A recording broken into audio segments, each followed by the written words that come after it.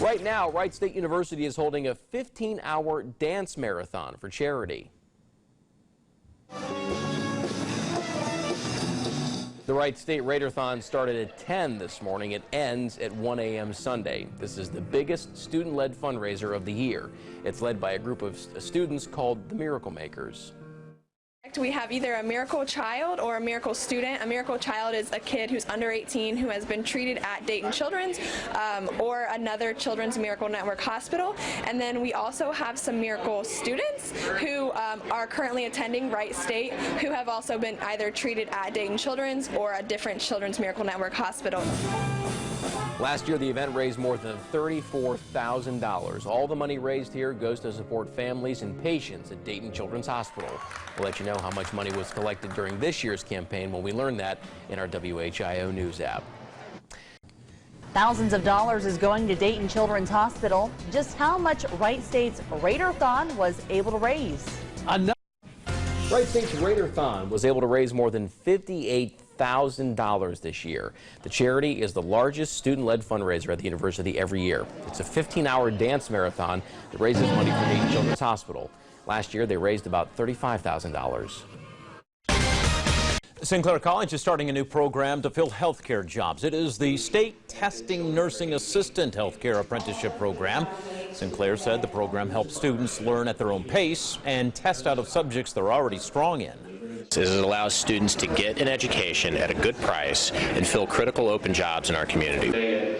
Sinclair said there are already more than 1,000 state-tested nursing assistant jobs available right now in Montgomery and Warren counties. People in Greene County will soon have a new place to buy couches, beds, and tables.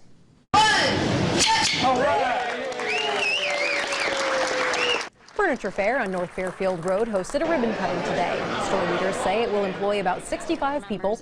This is the company's 11th store in the chain. We're very excited about being in Beaver Creek, and it's something we have looked for, and we keep expanding in this area and further south into Louisville. The store will open on Saturday.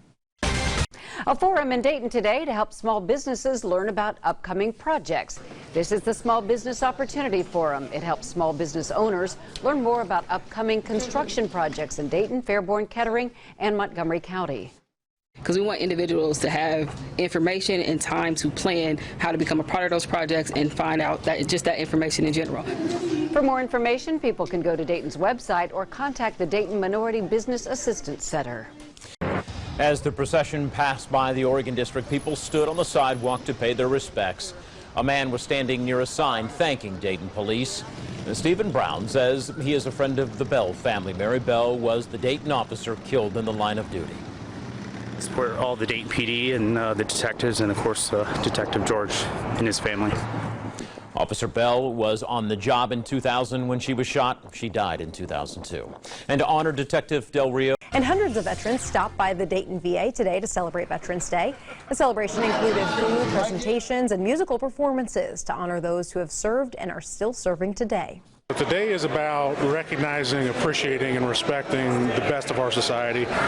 Here we get to do that every day at Dayton, and today is an especially important day because the rest of the world joins us.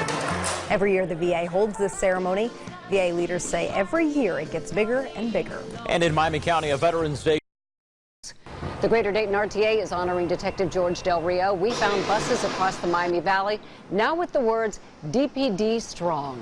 And that's our signal to the community that we're there for Dayton Police and we support them and we'll help them in any way that we can through this tragedy. That message joins Dayton Strong, which the RTA has been running since the Memorial Day tornadoes. A big question for family is what to do with all that Halloween candy. Well, if you still have some left, a local dentist wants to buy it. Dr. Jody Wright of Wright Smiles Dentistry in Springboro is paying kids $1 a pound. The reason we do this is to kind of get candy off the streets. We don't want the kids to eat too many sweets. Right, so you guys have your own candy? Dr. Wright donates the candy to Blue Star moms who sent it to troops overseas last year. Dr. Wright says she paid out more than $1,400.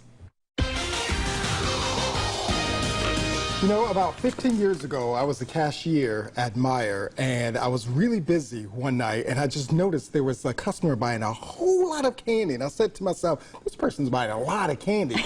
I look up, and it's my dentist. And I said, are you trying to keep yourself in business? Is that what you're doing? What was the deal? She just said she likes to pass it out to the kids. And I'm like, so they come and see you when they get right teeth. Yeah. I bring all my leftover to our break room here at work. It's gone in we appreciated that. It's gone in 5 seconds. Exactly. Yeah, you know what? Mending the Miami Valley continues tonight with Santa's arrival and the wreath laying at the mall at Fairfield Commons. An area near the mall was hit hard by the Memorial Day tornado, so now people are trying to move forward by bringing some holiday cheer a little early. This fun event is sponsored by Soin Medical Center. To really activate those spaces and make those great destinations for the city of Dayton. And the city of Dayton looking for feedback on plans to improve its parks when you can have your voice heard. New tonight, people getting a chance to voice their opinions on the planning of the proposed Sunrise and Sunset Park in downtown Dayton. A group of local agencies showing off images of a proposed park. The public was invited to talk about things that they'd like to see or change in the proposal. So we really want to get their input to find out what they see as the beauty spots that are here today and places that can be developed into great places in the future where they can come and enjoy these parks. If you want to check out that plan, it's going to be presented tomorrow at 4 p.m. at the Dayton Masonic Center on West Riverview Avenue. There we go. Plus, a new do-it-yourself workshop opening in the Miami Valley. Everything you're going to be able to do there and where it's located. New tonight, a new do-it-yourself workshop has just opened in Centerville. Dayton 24/7 Now was there for the ribbon cutting today. There we go.